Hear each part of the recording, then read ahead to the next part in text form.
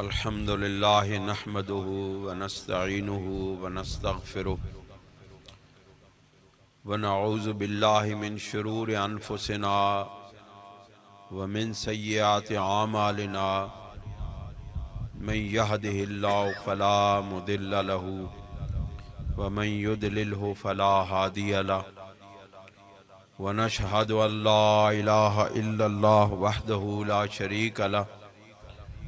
ونشهد أن محمدًا عبده ورسوله أما بعد فأعوذ بالله من الشيطان الرجيم بسم الله الرحمن الرحيم وما أرسلناك إلا رحمة للعالمين صدق الله العظيم وصدق رسوله النبي الكريم ونحن على ذلك لمن الشاهدين والشاكرين إن الله وملائكته يصلون على النبي يا أيها الذين آمنوا صلوا عليه وسلموا تسليما الصلاة والسلام عليك يا رسول الله وعلى آلك وأصحابك يا حبيب الله۔ حضرات گرامی، آج کی یہ نورانی بزم آقا و مولا حضور سید کائنات صلی اللہ علیہ وآلہ وسلم کے اس دنیا میں تشریف لانے کے موقع پر اور اس خوشی میں منعقد پذیر ہوئی ہے۔ اللہ کریم ہمیں اپنے آقا و مولا سرور کائنات صلی اللہ علیہ وآلہ وسلم کے ساتھ عشق و محبت کی وہ دولت عطا فرمائے کہ جس دولت کو زوال نہیں۔ یاد رکھیں، دنیا کی تمام دولتیں، اثاثے، بینک بیلنس اور اندوختے ختم ہو جاتے ہیں، لیکن ایک دولت ہے وہ ختم نہیں ہوتی، اور یہ دولت اور کسی کو ملتی نہیں ہے۔ یہ دولت صرف صاحب ایمان کا حصہ ہے، اور وہ دولت ہے کیا؟ سید کائنات صلی اللہ علیہ وسلم کی محبت، آپ کا عشق، آپ کی اتباع، آپ کی پیروی، آپ کے نقوش قدم کی تلاش۔ دوستو، اللہ کریم نے ساری دنیا کو پیدا کیا، یہ ساری کائنات اللہ کی بنائی ہوئی ہے، اللہ کی تخلیق کردہ ہے، لیکن اللہ رب العزت نے اپنی کسی بھی تخلیق کو اس کائنات کے لیے رحمت قرار نہیں دیا ہے۔ تمام چیزیں انسانوں کے لیے بنائی گئیں، انسانوں کی خدمت کے لیے بنائی گئیں، لیکن ایک ہستی جس کو اس دنیا کے اندر وجود بخشا گیا اور جس کے وجود کی وجہ سے اس کائنات کو وجود بخشا گیا، وہ سرکار دو عالم صلی اللہ علیہ وآلہ وسلم کی ذات بابرکات ہے، اور اس ذات پاک کو اللہ رب العزت نے اس کائنات کے لیے رحمت قرار دیا۔ دوستو اور بزرگوں، اللہ رب العزت نے انسانوں کو پیدا کیا اور دیگر جانداروں کو پیدا کیا۔ دیگر جانداروں میں جتنے بھی جانور، جاندار، ذی روح ہیں، ان کو اپنے مرتبے اور خواص کے اعتبار سے انسانوں سے نچلا درجہ حاصل ہے۔ ان تمام جانداروں اور جانوروں پر، ذی روح اشیاء پر اور دیگر کائنات پر انسان کو افضلیت حاصل ہے۔ اب اللہ رب العزت نے مختلف خواص کے انسان پیدا کیے، مختلف خصوصیات کے انسان پیدا کیے۔ کسی کے اندر اللہ رب العزت نے عقل کی خاصیت کو بڑھا دیا، کسی کے اندر اللہ رب العزت نے شکل کی خاصیت کو بڑھا دیا، کسی کے اندر اللہ رب العزت نے جسمانی قوت کی خاصیت کو بڑھا دیا، کسی کے اندر بصارت کی قوت کو بڑھا دیا، کسی انسان کے اندر سے بصارت کی قوت کو کم کر دیا، کسی کو کمزور بنا دیا، کسی کو طاقتور بنا دیا، کسی کو مالدار بنا دیا، کسی کو غریب بنا دیا۔ گویا کہ انسانوں کے بھی خواص ایک دوسرے سے مختلف ہو گئے۔ اب اللہ رب العزت نے ان خواص کے اعتبار سے انسانوں کو چنا، اور ان انسانوں میں اللہ رب العزت نے اپنے خاص بندوں کو وہ خاص مقام اور مراتب عطا کیے جو دوسرے انسانوں کو عطا نہیں کیے گئے۔ اور وہ کون لوگ ہیں؟ وہ اللہ رب العزت کے دوست ہیں، اولیاء اللہ ہیں۔ یاد رکھیں، اس کائنات کے اندر اللہ کے ولیوں سے زیادہ کوئی عقل مند نہیں ہے۔ اس کی وجہ کیا ہے؟ کہ انہوں نے اپنے رب کو پہچان لیا ہے، اپنے رب کی معرفت حاصل کر لی ہے۔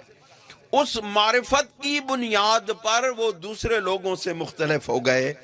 اس معرفت کی بنیاد پر وہ دوسرے لوگوں سے ایک درجہ اوپر چلے گئے، اس معرفت الہی کی بنیاد کے اوپر وہ دوسرے لوگوں سے مختلف ہو گئے۔ اب اللہ رب العزت نے اپنے ان ولیوں پر، اولیاء اللہ پر، ایک اور ہستیوں کو چنا، اور وہ ہستیاں انبیاء علیہ السلام بنی۔ اب وہ تمام انبیاء، تمام اولیاء اللہ کے خواص اکٹھے کر لیے جائیں، تمام اولیاء اللہ کی قوتوں کو اکٹھا کر لیا جائے، تمام اولیاء اللہ کی خصوصیات کو اکٹھا کر لیا جائے، تو ایک نبی کی خصوصیت کے درجے پر نہیں پہنچ سکتے ہیں۔ اللہ رب العزت نے انبیاء علیہ السلام کو اولیاء اللہ سے ایک درجہ اور عطا فرما دیا۔ اب اللہ رب العزت نے ان انبیاء علیہ السلام میں سے بعض انبیاء کو چن لیا، اور ان انبیاء کو دیگر انبیاء سے الگ خصوصیات عطا فرما کر کے ان کو دیگر انبیاء سے الگ درجہ عطا فرما دیا، اور عام انبیاء کی خصوصیات ان خواص انبیاء کے اندر پائی جاتی ہیں جو وہ عام انبیاء کے اندر وہ خواص نہیں پائے جاتے۔ اب کہاں پہنچا درجہ؟ جانداروں سے، حیوانوں سے، جانوروں سے انسان کا درجہ بلند ہوا، انسانوں میں سے پھر اولیاء اللہ کا درجہ بلند ہوا۔ اب اولیاء اللہ میں سے اللہ رب العزت نے انبیاء کا درجہ بلند کیا۔ اب انبیاء علیہ السلام میں سے اللہ رب العزت نے بعض خواص انبیاء علیہ السلام کا درجہ بلند کیا۔ اب اگر سارے انبیاء کے خواص اکٹھے کر لیے جائیں، سارے انبیاء کی طاقتیں اکٹھی کر لی جائیں، سارے انبیاء کی وہ خصوصیات جو ان کو دوسرے انبیاء سے ممتاز کرتی ہیں وہ اکٹھی کر لی جائیں، تو امام الانبیاء کے قدموں تک نہیں پہنچ سکتی۔ حضرت خواجہ محمد پارسا رحمت اللہ علیہ، جو حضرت خواجہ خواجگان سید بہاؤالدین بخاری رحمت اللہ علیہ کے خاص خلیفہ ہیں، آپ اپنی کتاب فصل الخطاب میں ارشاد فرماتے ہیں کہ باقی جتنے انبیاء کو خواص الگ الگ ملے ہیں وہ سارے مل کے رسول کریم صلی اللہ علیہ وسلم کی ذات میں اکٹھے کر دیے گئے ہیں۔ اگر حضرت موسیٰ علیہ السلام دریا کے کنارے پر کھڑے ہو کر کے دریا کے پانی کو حکم دیتے ہیں تو اس میں سے راستہ بن جاتا ہے، لیکن حضرت موسیٰ علیہ السلام اس دریا کے کنارے کھڑے تھے، دریا آپ کے سامنے تھا، پانی آپ کے قدموں کے نیچے تھا، لیکن امام الانبیاء علیہ السلام نے انگلی کا ایک اشارہ کیا اور ہزاروں لاکھوں میل دور چاند کے ٹکڑے کر دیے۔ یہ خاصیت حضرت موسیٰ علیہ السلام سے بڑھ گئی ہے۔ پھر آپ فرماتے ہیں حضرت موسیٰ علیہ السلام نے اپنے عصا کو پتھر پر مارا تو پتھر سے چشمے جاری ہو گئے۔ ہو سکتا ہے، اس بات کا امکان ہے کہ ان پتھروں کے نیچے پانی چھپا ہو جس کو نبی کی ایک ضرب نے آشکار کر دیا ہو اور وہ پانی وہاں سے ابل پڑا ہو۔ لیکن دوستو، سرور کائنات علیہ الصلوۃ والسلام کو اللہ رب العزت نے وہ شان بخشی ہے کہ آپ نے پانی کے ایک پیالے کے اندر اپنی انگلیاں رکھی اور اس میں سے دریا بہا دیے۔ حضرت عیسیٰ علیہ السلام کسی قبر پر کھڑے ہو جاتے اور اس مردے کو کہتے قم باذن اللہ، وہ مردہ اٹھ کے کھڑا ہو جاتا، لیکن وہ مردہ پھر مر جاتا، زندہ ہونے کے بعد وہ پھر مر جاتا۔ لیکن حضرت خواجہ پارسا رحمۃ اللہ علیہ ارشاد فرماتے ہیں کہ رسول اللہ صلی اللہ علیہ وآلہ وسلم نے وہ قلوب زندہ کیے ہیں کہ جو مرنے کے بعد بھی نہیں مرتے،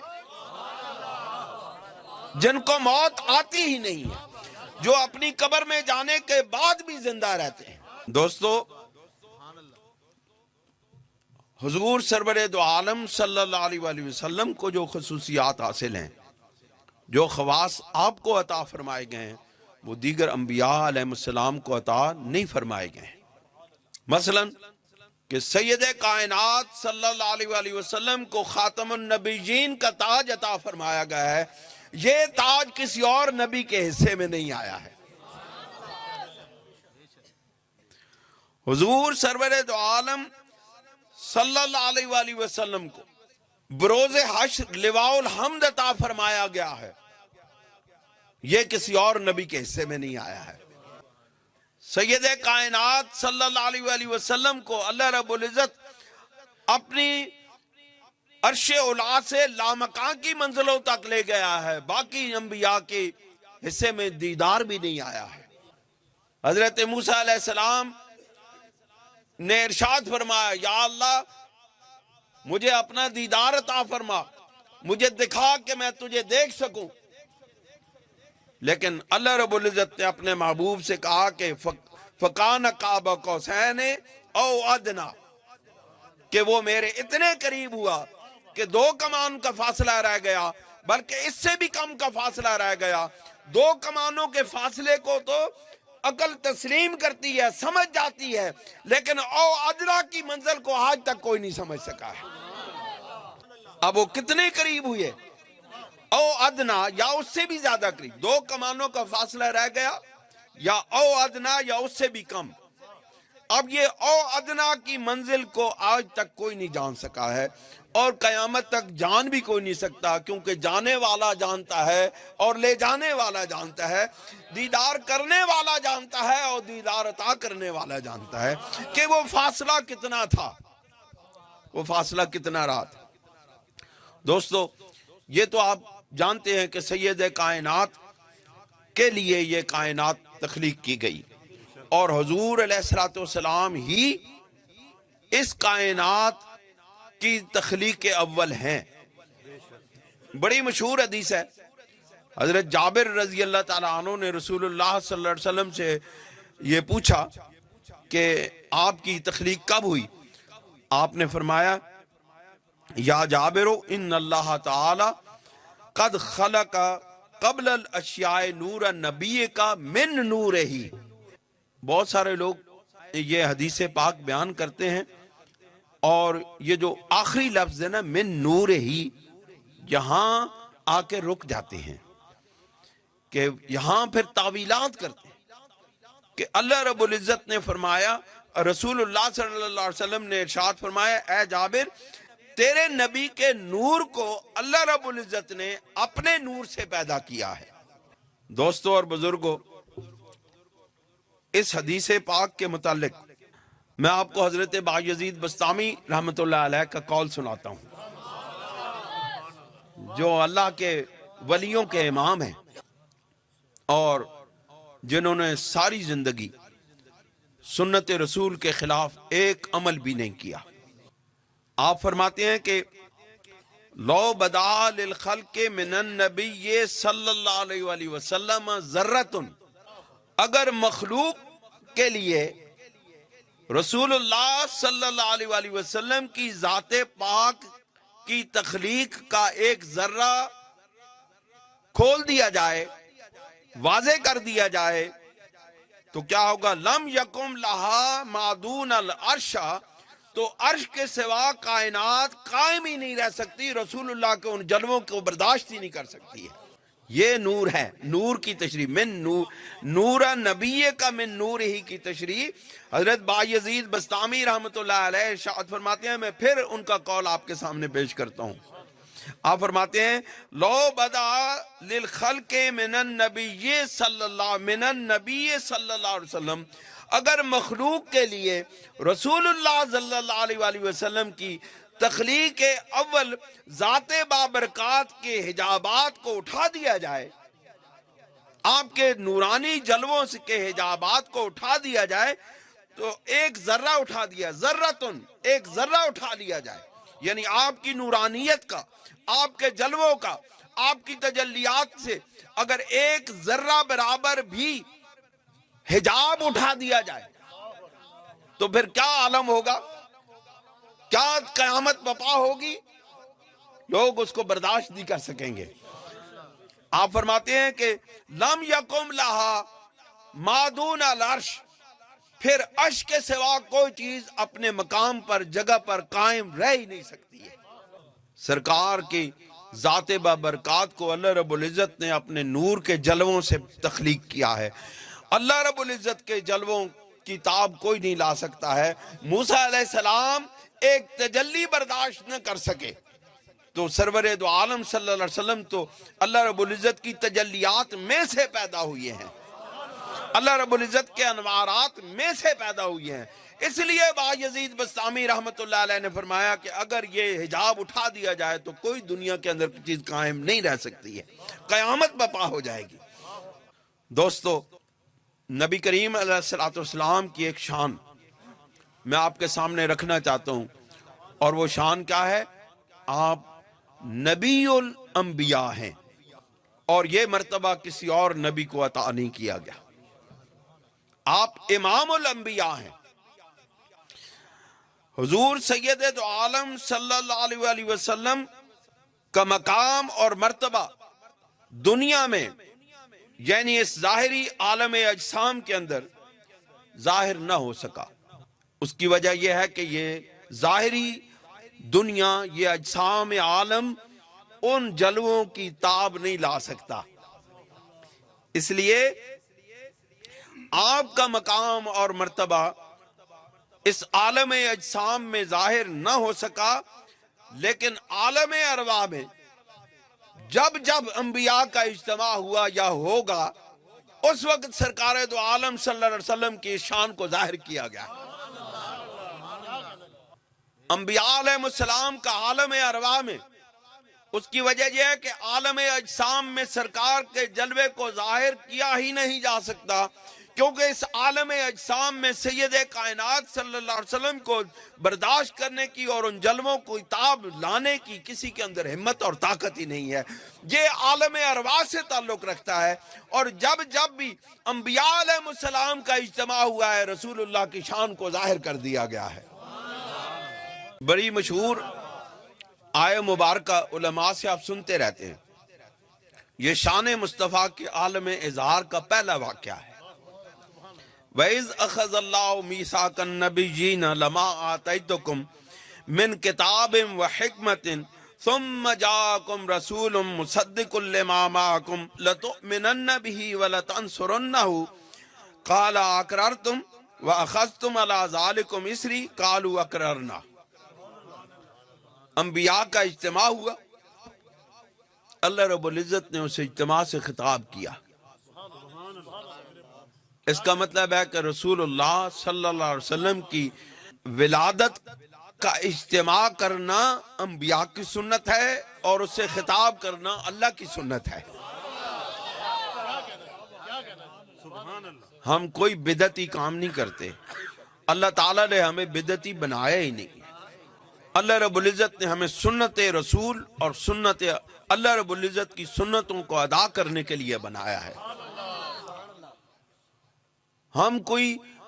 خلاف شریعت کام نہیں کرتے، ہم ہر وہ کام کرتے ہیں جو اللہ نے کیا ہے، اللہ کے حبیب نے کیا ہے، اللہ کے حبیب کے غلاموں نے کیا ہے، اہل بیت اطہار نے کیا ہے، سید کائنات صلی اللہ علیہ وسلم کے ماننے والوں نے کیا ہے۔ دوستو، جب وہ اجتماع ہوا تو رسول اللہ صلی اللہ علیہ وسلم کی اس شان کو ظاہر کیا گیا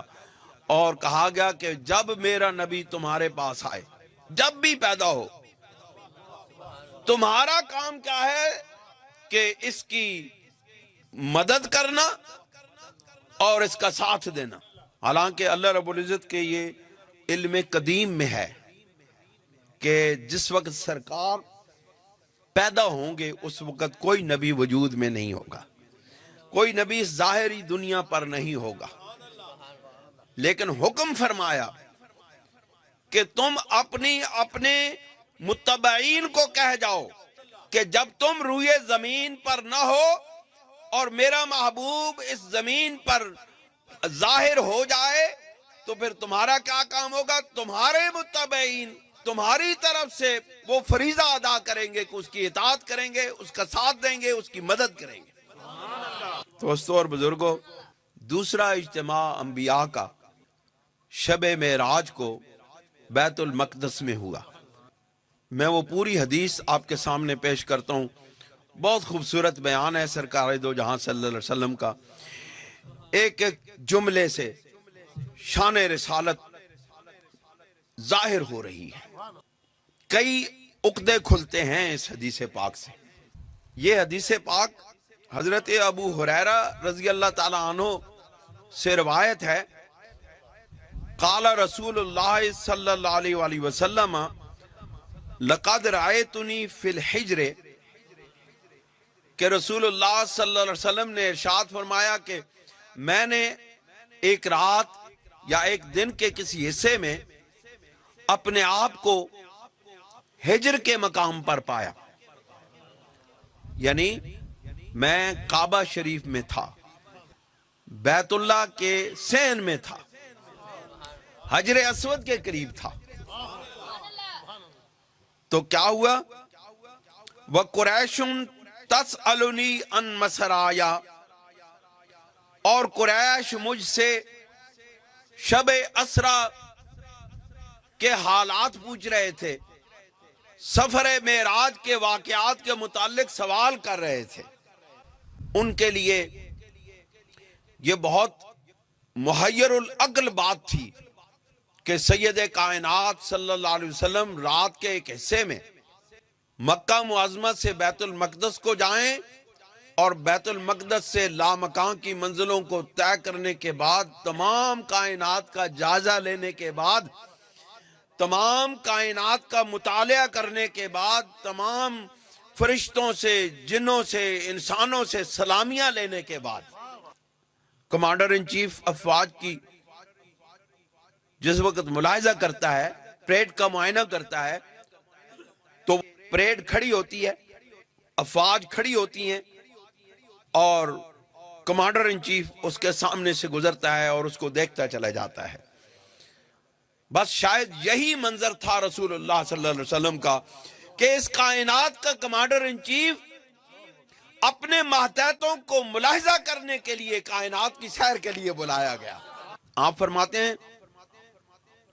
میری یہ شان جس وقت لوگوں کو معلوم ہوئی تو قریش مجھ سے پوچھنے لگے اس سفر کے متعلق۔ تو کیا ہوا؟ فَسَأَلَتْنِي عَنْ أَشْيَاءَ مِنْ بَيْتِ الْمَقْدِسِ لَمْ أُثْبِتْهَا، تو چونکہ کافی دن گزر گئے تھے تو مجھ سے وہ جب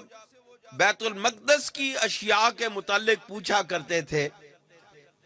جو مجھے یاد نہیں رہی تھی۔ دوستو، وہ قریش شام کے سفر پہ جایا کرتے تھے اور بیت المقدس میں حاضری دیا کرتے تھے، فلسطین کے اس علاقے میں جایا کرتے تھے تجارت کے لیے، انہوں نے مسجد اقصی کو دیکھا ہوا تھا، اور جس چیز کو انہوں نے دیکھا ہوا تھا اس کے متعلق سوال کرتے تھے، اس سے آگے سوال نہیں کیا،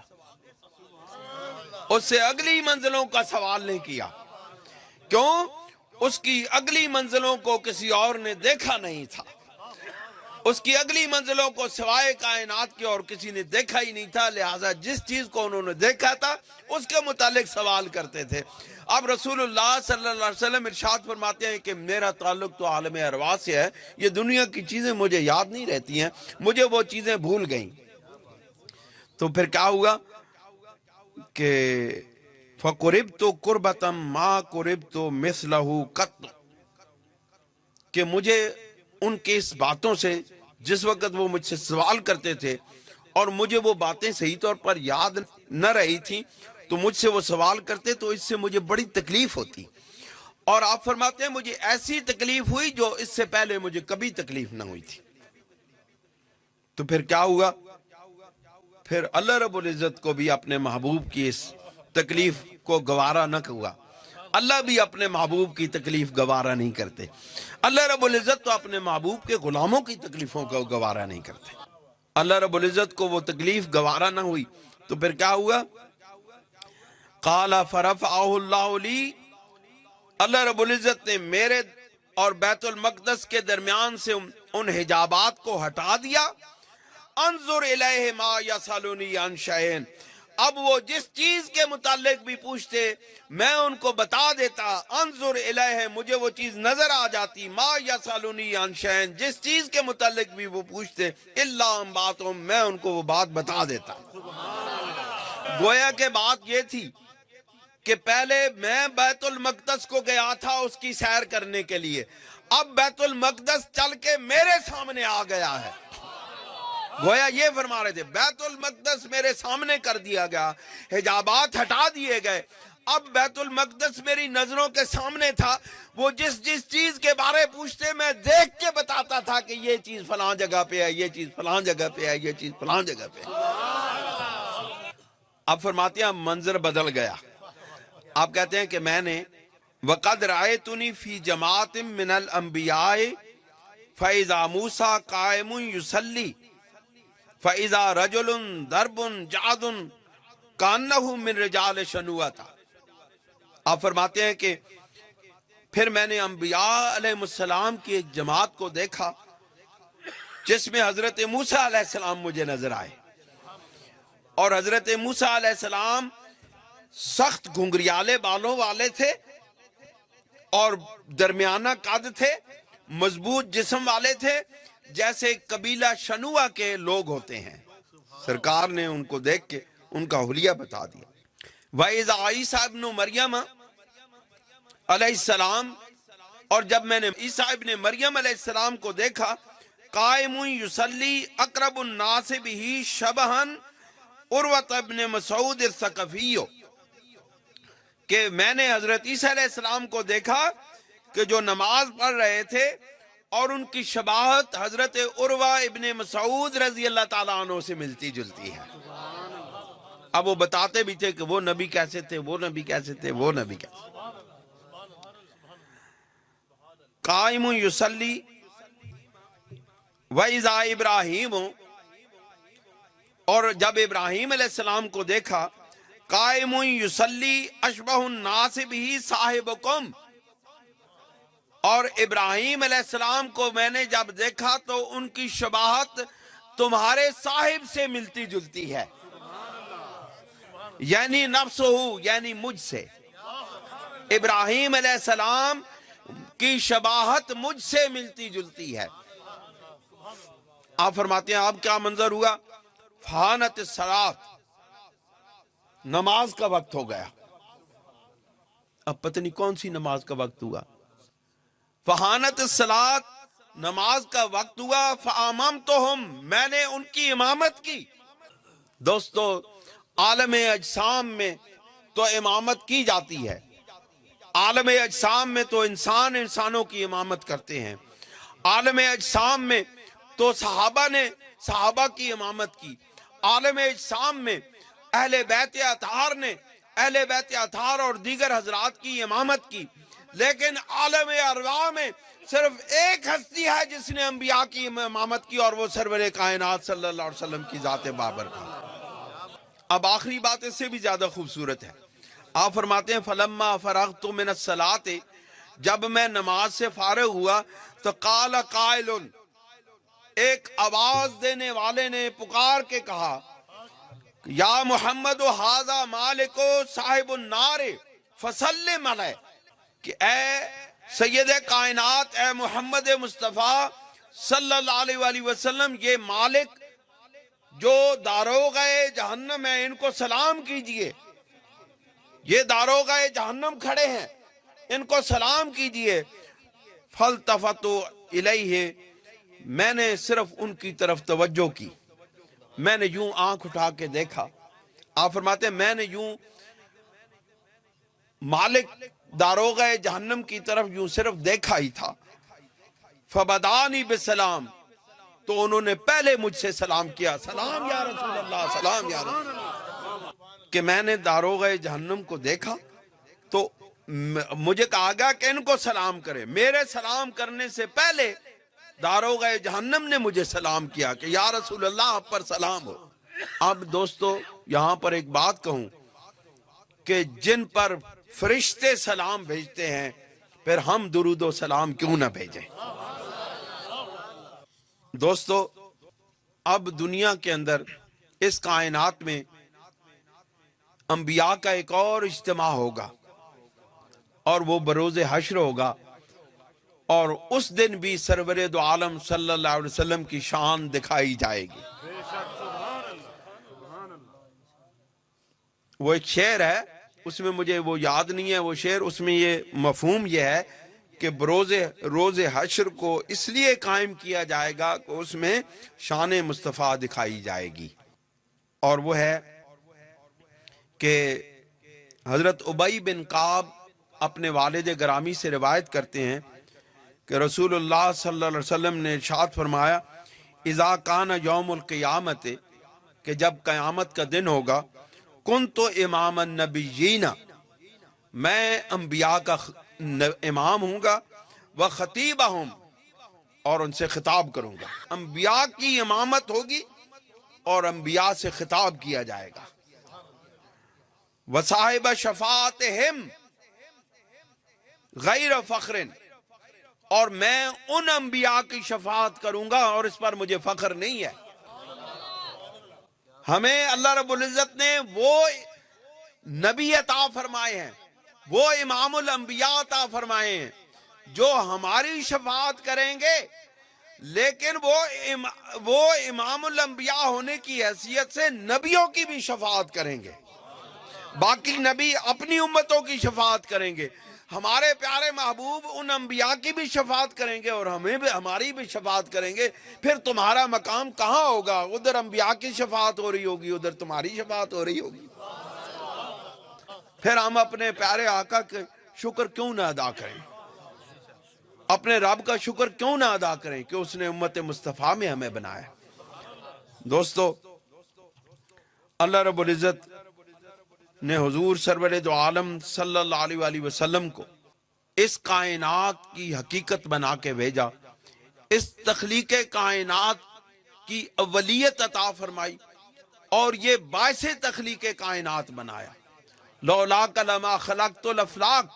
اے میرے محبوب اگر آپ نہ ہوتے تو میں اس کائنات کو ہی پیدا نہ کرتا۔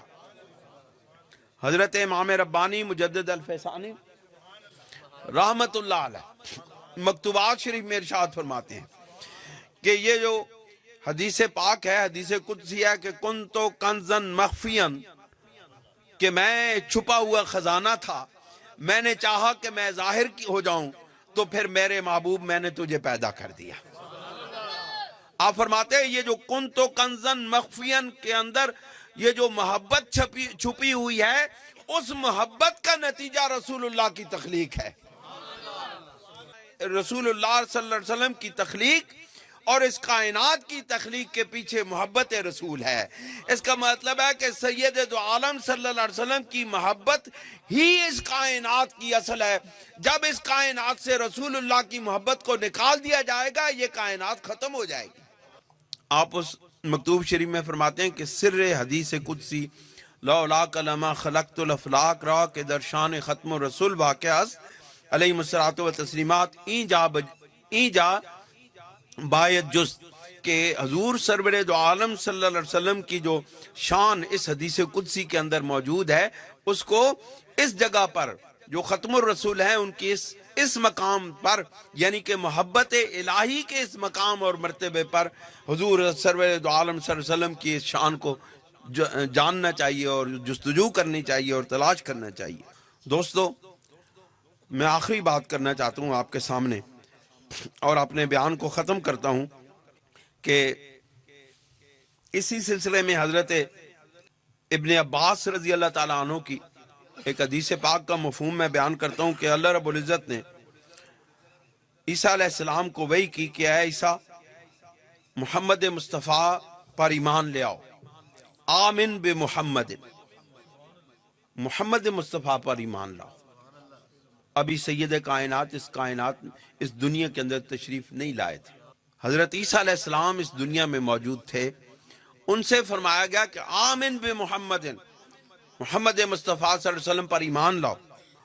اور اپنی امت کو یہ حکم کریں کہ آپ کی امت میں سے جو شخص بھی سید کائنات صلی اللہ علیہ وسلم کا زمانہ پائے تو اس پر ایمان لائے۔ فلولا محمد ما خلقت آدم، اگر محمد نہ ہوتے تو میں نہ آدم کو پیدا کرتا،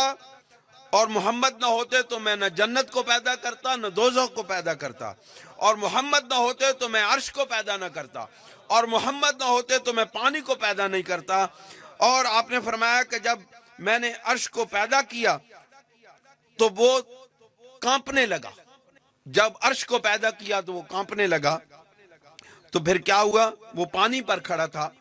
تو وہ کانپ رہا تھا، تھر تھرا رہا تھا، تو کیا گیا؟ فَكَتَبْتُ عَلَيْهِ لَا إِلَهَ إِلَّا اللَّهُ مُحَمَّدٌ رَسُولُ اللَّهِ، میں نے اس کے اوپر لا الہ الا اللہ محمد رسول اللہ لکھا، فَسَكَنَا، تو وہ خاموش ہو گیا، وہ سکون میں۔ اس کا مطلب ہے کہ سرکار کا نام جس قلب پر لکھا جاتا ہے اس قلب کو سکون ملتا ہے، کہ تھر تھراتا ہوا عرش نام محمد سے پرسکون ہو گیا، تو وہ تڑپتا ہوا قلب کیوں نہ پرسکون ہو جس پر محمد مصطفیٰ کا نام لکھا جائے۔ اللہ کریم ہمیں عمل کی توفیق عطا فرمائے، اور رب ذوالجلال ہمیں سید دو عالم صلی اللہ علیہ وسلم کی سچی محبت عطا فرمائے اور شان مصطفیٰ کو سمجھنے کی توفیق عطا فرمائے۔ وآخر دعوانا ان الحمدللہ رب العالمین۔ جزاک اللہ خیرا کثیرا۔